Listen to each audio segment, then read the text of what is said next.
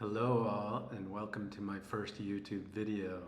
I just want to talk about how I made this piece with some watercolor paint pens and some gouache.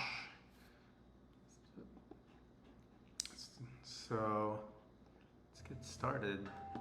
I just like to do wash over pieces, kind of using some sepia and umber. It gives it a nice I don't know, messes up the white page and gives it some atmosphere.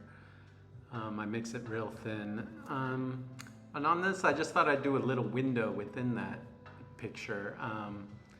That red on the bottom is a rosy color I mixed that I'm gonna use for roses and other elements later and thicker.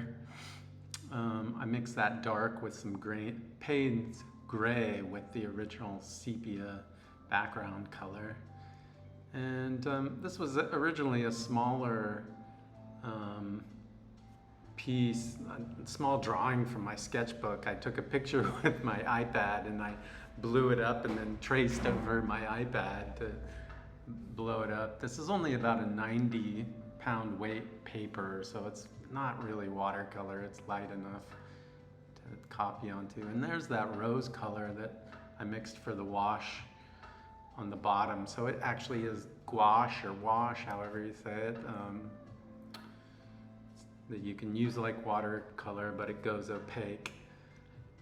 Here I was actually still keeping it a little see-through because that made it a little lighter. If it goes on really thick, it kind of came out of brown, which you'll see in the finished piece, like you saw in the beginning. And so I started using my Posca paint pens, which are acrylic base, and here, right there, the tips aren't skinny enough to go into little tiny spaces, so sometimes I squeeze out a little and paint little points with a brush. The set I'm using is Posca pastels. I think it came with like maybe 6 colors. It was really nice. That green actually comes from like a, I don't know, maybe a 12 color set, and it was the lighter green in that set, but it was still kind of a nice pastel-y color I liked. Just kind of exploring colors with this piece. It's kind of hard to mix you know, these natural tones with, you know, already mixed Posca colors, but I think I got something working. And also, I tend to make tight little spaces and it's hard to color into those. So I often find it's nice to kind of outline things when I'm finished because that can cover up those tiny little spaces.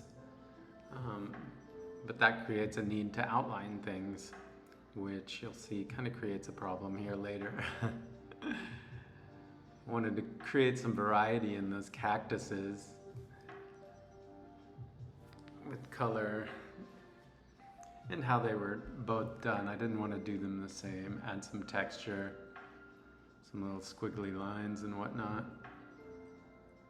I'm kind of obsessed with Day of the Dead stuff, so what have you, especially down here in Mexico. I love that style of art and everything about it. So here I started outlining with black, a very fine black paint pen. I love my black paint pen because it's super fine, but I only have one and it's black.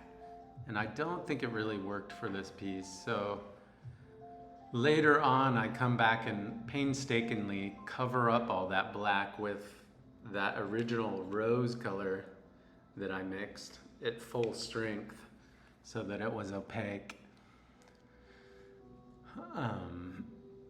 Also there, I tried to put white cactus spikes on with a paint pen and they were just too thick. So I had to redo it with a paintbrush. Worked much better.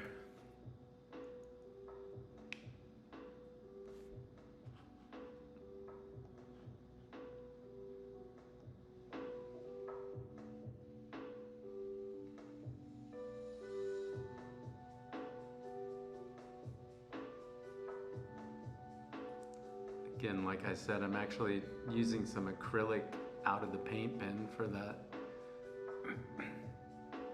I added some highlights up on top, and I didn't end up liking the white I added on top of the cactus. It didn't really work. So later on I paint it back out.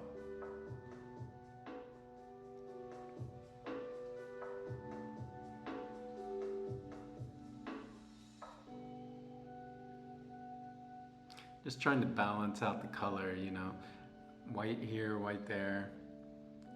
Some little white reflective sand specks. I love dots. And here's the view from my house, or my apartment rather, here in Mexico in Puerto Vallarta. There's the finished piece. I added some, you know, the moon really changed and gave it some atmosphere, and I love that. And you can see the dark rose lines really helped, and the little guided star. But thank you for tuning in to my first YouTube video. Subscribe and like, and I'd really appreciate it. Thanks.